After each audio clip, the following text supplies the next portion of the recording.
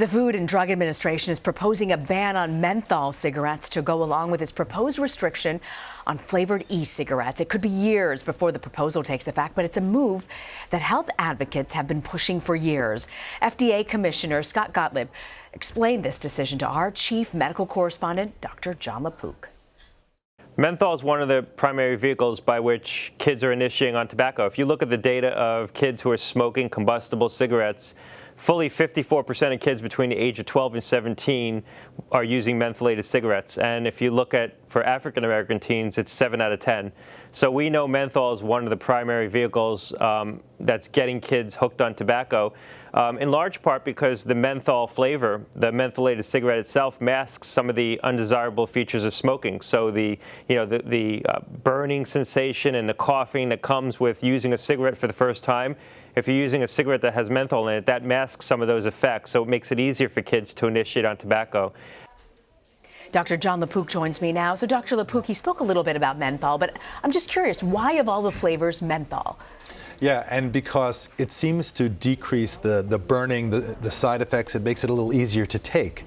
And so, you're hearing that 54% of kids use it, about a third of adults, and 70% of African American kids. So it was interesting. I said to him, we reached out today to cigarette companies and asked them about this, and they said, well, look, the science does not support a ban of menthol. So I said, what do you think about that, Dr. Gottlieb? And he said, well, why should it be in cigarettes? He flipped it on its ear. He said, well, the science doesn't support it being added to it. And I mean, I think the thought is that the reason why it's there is to make it easier to take.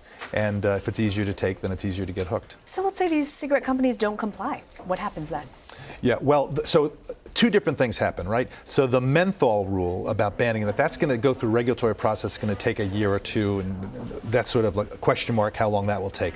But the e-cigarette, the fruity flavored e-cigarette use, which they're going to have restrictions on, they're going to say it has to be, if it's in a retail store, it has to be in an area, not just a curtain, but an area where you physically can't get it, maybe like another room or an adjacent area.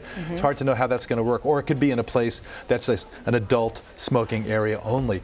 He said they are going to send undercover agents in. They already had this sting operation a few months ago, and now they're saying that we're gonna look at this very soon. I said, what do you mean by soon? He said, a couple of months. And if they see that there's not a significant drop in usage, they're going to go after further regulation. Wow. Why do you think now there's such a focus on these e-cigarettes? When you talk about epidemics, I mean, we talk about opioids. Why put all this attention on this? Rena, in the last year, in 1 year, the use of e-cigarettes in high schoolers went up 78%. You're not smoking, are you? No. Smoking. No. Wait. Excuse me. I know, that's what live TV is all about. No, I know. It went up 78% in high schoolers, and it went up 48% in middle schoolers. So that's an unbelievable leap. That is huge. And they're saying, wow, like where does it end? So you have so many people using it. I'm getting all choked up over this story. Maybe I asked the wrong question here. But you were saying about why the focus on e-cigarettes, but this doesn't really affect those flavors of vaping liquids that they talk about, does it? Well, for right now, they're not using.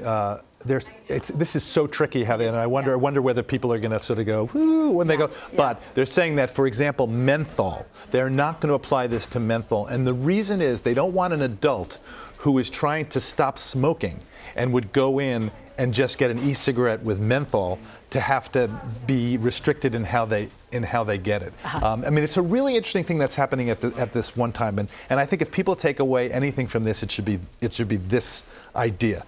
Right now, cigarette use is going down and down and down in teenagers, and that's just such great news, right?